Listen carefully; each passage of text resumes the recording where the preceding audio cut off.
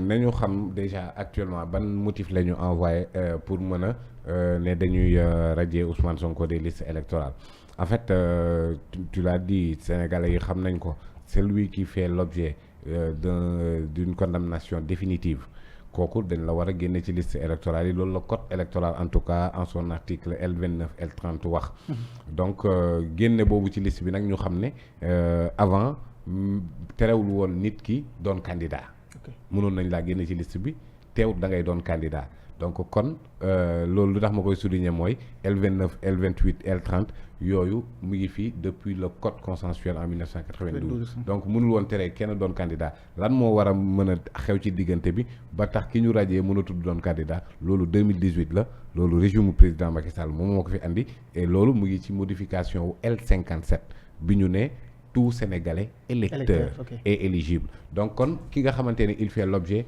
de condamnation définitive moom la ñuy radier ci liste électorale yi alors demandons-nous maintenant est-ce que Ousmane Sonko fait l'objet d'une condamnation définitive ci procédure yi nga xamante ne mi ngi ci kawam yépp donc ñoom bi ñu évoqué c'est le cas du jugement par contumace effectivement article L29 wax na celui qui est en état de contumace loolu du ci modification wu récente bi la nekk de loolu yàgg na fi tamit yàgg na depuis 1992 mi ngi fi celui qui est en état de contumace alors maintenant lan mooy état de contumace foog naa jotoon nañ cee waxtaan brièvement mais dugguñu woon xóotal ci biir mooy ki nga xamante ne yoon mu ngi lay wër gisu la kooku moom moo nekk en état de contumace ñu ne état de contumace boobu noonu li koy fànq mooy ñu jàpp la li koy neenal mooy nga jébbal sa bopp alors Ousmane Sonko déjà qualification de contumace rek tey na xelu ñu bëri y compris man sama boss parce que moment bi nga xamante ne ñi ngi ne moom il était un contumax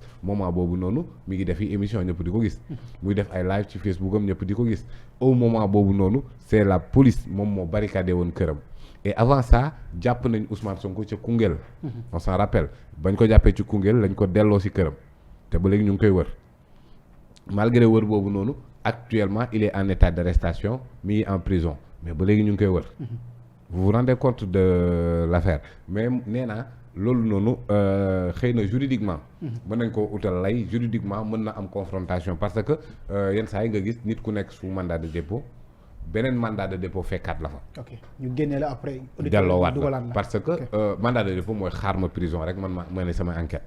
ki nekk prison munoon nañ ne mais kooku jarul nga koy tegaat beneen mandat de dépôt tax te mu ngi prison ba tey donc malgré loolu dañ koy génnewaat placé waat ko sous mandat de dépôt delloowaat ko kon am na lay bu ñu naan mën nañ séparer les deux procédures.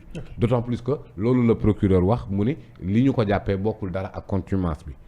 alors donc de ce point de vue il y a pas de souci jugement définitif mooy koo xamante ne amatul voie de recours mais Ousmane Sonko a des voies de recours qu'il n'a d'ailleurs pas encore exercé parce que nee nañ si tu es arrêté le contumax le jugement est anéanti mais si tu te constitues le jugement est anéanti et que ci ñaari aspect yëpp bu ñu ko arrêté wala mu constituer boppam anéantissement jugement bi dafay permettre may ko 10 jours pour mu acquiescer wala mu contester bu acquiescer dañuy dem appel bu contester dañuy rejuger l'affaire et c'est ce qu'il a fait même je pense que jël na bind lettre d'acquiescement moo tax ma ne acquiescement bi aussi balaa ñoo wax waxu acquiescement ak non acquiescement dañuy wax waxu constitution d'abord balaa ngaa acquiescer da ngay constituer léegi boo constituer contester après donc kon tu vois que ni le jugement n'est pas encore définitif mais c'est ce qui est intéressant mooy le code électoral en son article L41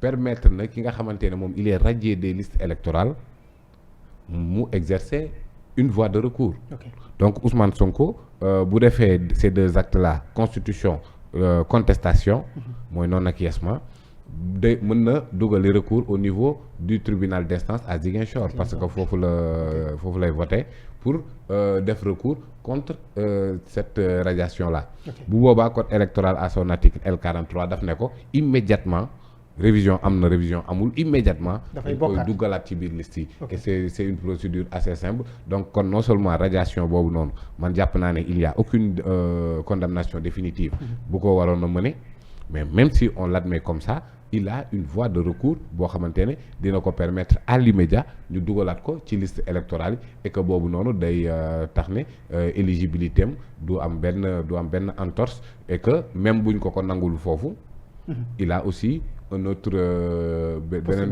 voie de recours ci Cour suprême au niveau de la chambre administrative donc kon ni ma comprendre cette radiation comprendre ma ko du tout mais noonu la amee aussi des voies de recours yoo xamante ne qui s'ouvrent à lui moo tax jàpp naa ne li mu war a def actuellement acte de constitution contester la décision ñu organiser waat procès bi fixé waat beneen jour et que il revêt sa présomption d'innocence. aussi simple que ça. Pape Moussa damay revenir un peu ci li nga wax léegi muy contumace bi nga xamante ni moom lañ jugé ki nga xamante ne mooy Ousmane Sonko comme li nga wax tout à l'heure Ousmane Sonko on savait bel et bien que mu ngi woon Ziguinchor këram également ñu daal di koy rek jugé par contumace donc est-ce que ni nga xamante ne noonu lañ barricadé woon kër gi ni nga xamante ne noonu la xale Ziguinchor yi toogee woon barricadé këram moo war a ñu jugé ko par contumace parce que si bu fekkee que ne force de l'ordre et de défense foncé nañu yow dina am ay mort dina am ñoo xam dina ñàkk seen bakkan pour jot ci nga xamante ne mooy Ousmane Sonko est-ce que nekkul loolu lañ doon éviter pour daal di koy juger par contumace.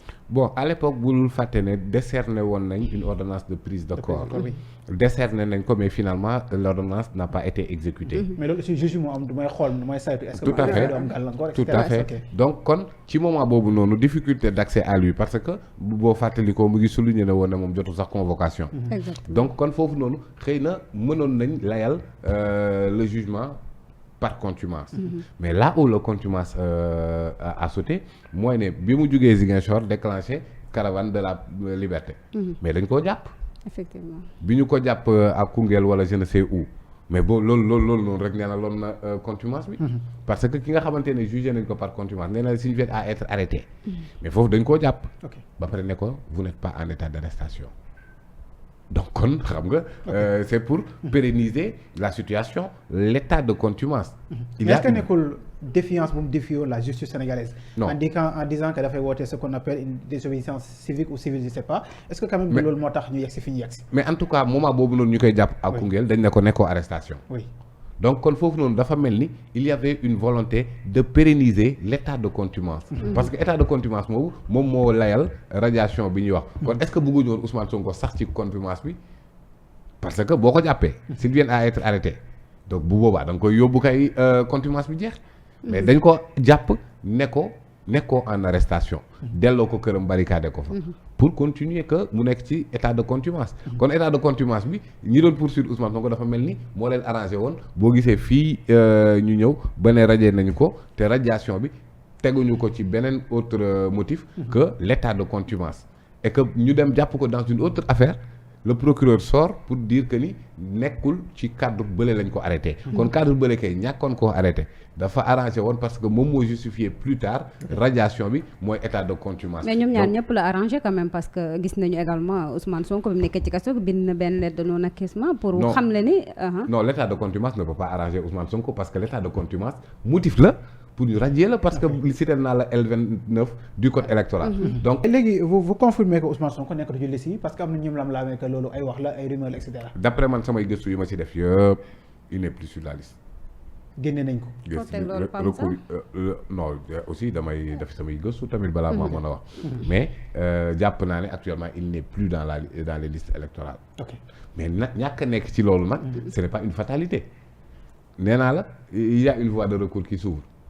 na annuler l'état de contumace. ma jàpp nga fii ak élection yi dañu mën a changer lépp après dugalaat ko. mais loolu code électoral moo ko lijjanti. mais le cas de Karim fii la fekk. le cas de bokkul bul jaxase dafa nank rek. Bamba L43 code électoral dafa ne.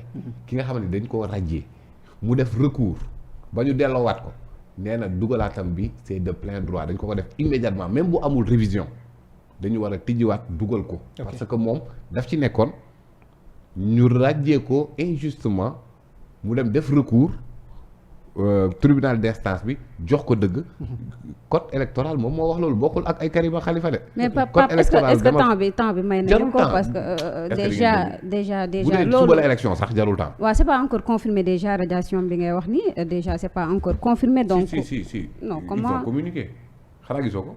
mais jotuñu notification jotuñu lenn loo xamante ni Ousmane Sonko mën na si sukkandiku pour mën a def recours. waaw c'est-à-dire acte de radiation bi mi ngi opposable à Ousmane Sonko bi ñu ko joxee notification ñoom nee nañ xaw ma lan dinañ police jëppal dina ko yóbbu voilà donc kon loolu ce n'est pas un problème ils le feront. Maintenant léegi bu ñu ko defee nga xamante ne acte de radiation bi c'est opposable à Ousmane Sonko. C'est valide bu boobaa nee naa la même bu dee suba la élection sax moom recours bi muy def au niveau du tribunal d'instance. recours boobu bu ñu ko ci joxee dëgg loolu code électoral moom moo ne ci L43 ak code électoral dañ koy dugalaat immédiatement. soxlawul révision di am soxlawul ñàkk révision exceptionnelle dañ koy dugalaat immédiatement. et que buubu parce que tamit sa qualité d'électeur dañ ko àndale ak la qualité de candidat. c'est ça la nouveauté depuis 2018. parce que ñoom ñaar bokkuñu dara léegi nag comme que ñoom ñaar dañoo ànd c'est la voie bi ma wax pour que mu delluwaat ci liste yi quel que soit boobu amul délai amul dara de. ay 6 mois moo des bu ñu nee suba la élection sax. ci jour boobu noonu cour tribunal d'instance bi ne ko waruñ la woon radier jox ko raison ci recours bi. ci saa si day dugaat ci saa si day dugaat. noonu la. ok léegi pour tëj ci par rapport ak lu jëm ci liste électorale yi mais yaakaar nga le fait ñu emprisonner Ousmane Sonko dissoudre parti Pastef def radiation de Ousmane Sonko sur les listes électorales jàpp nga quand même que mën nañu def toutes les tractations pour indiwaat ko ci liste yi. la volonté dama ko wax dès le début que toutes les procédures engagées contre Ousmane Sonko à la veille de la plainte de Adji Sarr xam nga boobu amagul woon benn procédure. ci laa ne dina gis une série de procédures judiciaires contre Ousmane Sonko pour essayer mu bañ a bokk ci élection yi pour man l'enjeu de toutes ces condamnations de toutes ces procédures contre Ousmane Sonko benn enjeu la am mooy bu mu bokk ci élection